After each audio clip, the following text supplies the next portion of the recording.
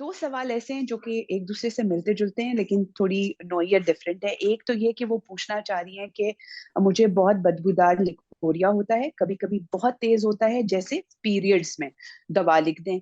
और दूसरा जो है वो बोल रही हैं कि बदबूदार डिस्चार्ज का मसला है, उनकी उम्र 40 साल है और वो ये बता रही हैं कि यूरेथ्रा के इर्द-गिर्द ख़ारिश रहती है, जिसकी वजह से उन उसमें से वक़्तन-फ़वक़्तन ब्लीडिंग भी हो रही है।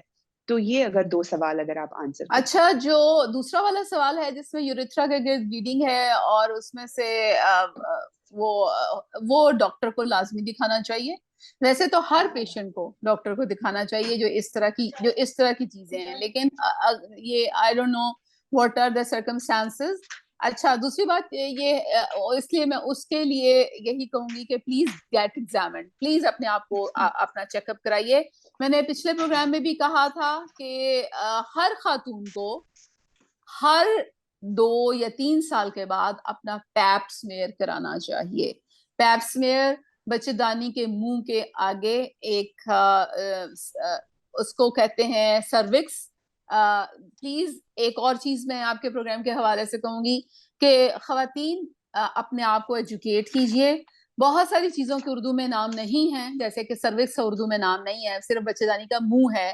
तो अगर आप याद कर लीजिए कि इसका नाम सर्विक्स है, ताकि मुझे हर दफा बच्चेदानी का मुंह ना कहना पड़े, गो के मुझे उर्दू में हर चीज का मतलब मुतबादल आता है। तो सर्विक्स से पैप स्मेयर करते हैं और वो कैंसर सर्विक्स की पहली इंडिकेशन पैप स्मेयर पे आती है। जितनी औरतें सेक्सुअली एक्टिव हों, सेक्सुअली एक्टिव मतलब शादी हो गई भी है, तो उन्हें हर 2 से 3 साल के बाद अपना पैप स्मेयर लाजमी कराना चाहिए। एक बात, क्योंकि हो सकता है ये जो डिस्चार्ज है ये सर्विक्स में कोई तब्दीली आ रही है, या तो वो कैंसर की तरफ जा रहा है या उसमें क्रॉनिक यानी उसमें बहुत पुरानी इन्फेक्शन पड़ी हुई है।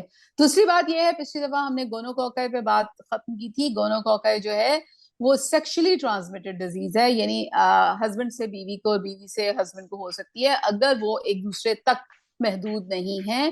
तो उसमें भी ये होगा कि आप अगर एक दफा ट्रीट करें तो वो दोबारा हो जाएगी। तो बराए मेहरबानी जब भी दवाइयां खाएं अपने हस्बैंड को भी खिलाएं और खुद भी खाएं, क्योंकि कुछ पता नहीं है किसका किससे कहाँ पे ताल्लुक है। अच्छा, अब मुझे नहीं पता कि मैं इस तरह नुस्खे लिख के दे सकती हूँ यहाँ पे कि नहीं, तस्लीम बगैर वो देखे जरा बिना।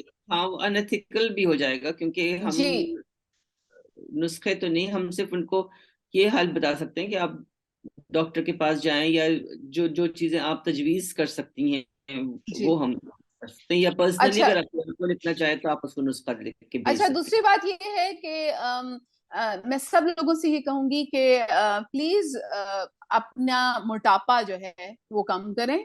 मोटापा एक बहुत बड़ी वजह है आपको इन्फेक्शंस होने की और हाइजीन मेंटेन ना करने की। क्योंकि पाकिस्तान में तकरीबन हर दूसरा बंदा जो है वो डायबिटीज की तरफ जा रहा है, शुगर की तरफ जा रहा है, और शुगर होने का मतलब ये है कि आपकी बॉडी में इन्फेक्शन रेट जो है वो बहुत ज्यादा बार बार बढ़ जाएगा।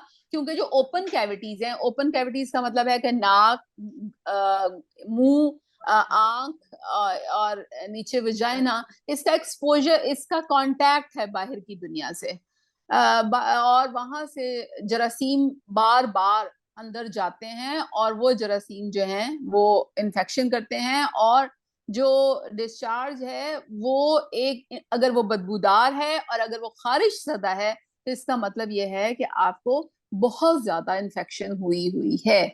और अगर इन्फेक्शन आपको बार बार हो रही है, तो इसका मतलब ये है कि आप शुगर की तरफ जा रही हैं, और आप या हाइजीन मेंटेन नहीं कर रही हैं, या आप अपने हस्बैंड से बार बार ले रही हैं।